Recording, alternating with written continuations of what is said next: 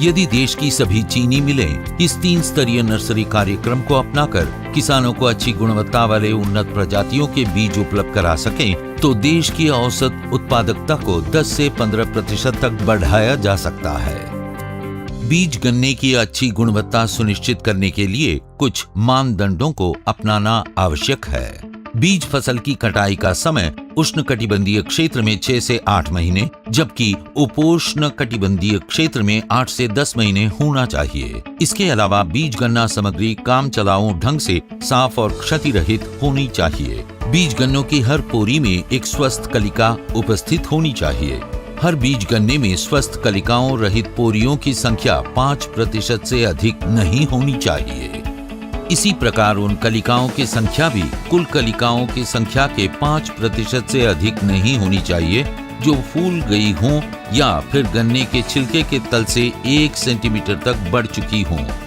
बीज टुकड़ों के अंदर काफी नमी होनी चाहिए और आमतौर पर ये 65% से कम नहीं होना चाहिए। बीज सामग्री रोग और हानिकारक जीवों रहित होनी चाहिए। साधारणतया किसान परिपक्व गन्ने का ऊपरी 1/3 हिस्सा बीज टुकड़ों को काटने के लिए प्रयोग करते हैं, मगर ये एक अनुचित तरीका है।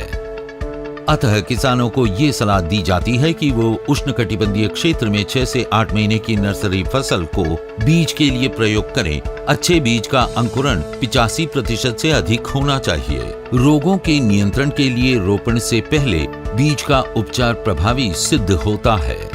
उच्च तापमान उपचार में उस तापमान का प्रयोग किया जाता है जो बीज में उपस्थित रोग जनकों की महत्वपूर्ण कार्य प्रणाली को प्रभावित कर उन्हें मार दे, मगर बीज पर इसका किसी प्रकार का उल्टा प्रभाव न पड़े। गर्म पानी, नमीयुक्त गर्म वायु और वातित भाप उपचार विधियों को बीज टुकड़ों में उपस्थित रोग जनकों को हटाने में प्रभावी पाया गया है। इनसे घासीय शाखा और बौनी पेड़ी रोगों को संक्रमण को दूर करने में सफलता प्राप्त हुई है।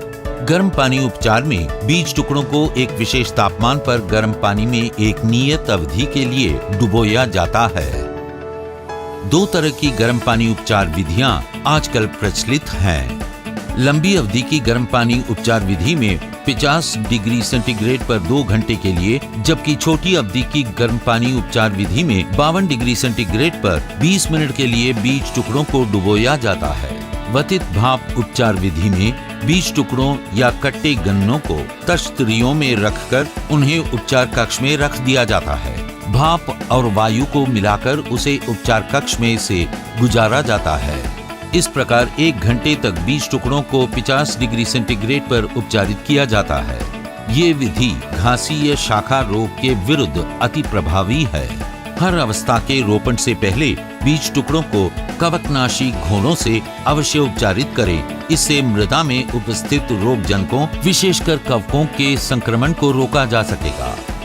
1 एकड़ में रोपण के लिए आवश्यक बीज टुकड़ों को 5 से 10 मिनट के लिए 100 लीटर पानी के घोल में सोखने के लिए डाला जाता है। इस घोल में 50 ग्राम कार्बनडाजिम, 1 किलोग्राम संतृप्त चूने का घोल, 1 किलोग्राम यूरिया और 20 मिलीलीटर मैलाथियन को मिलाया जाता है।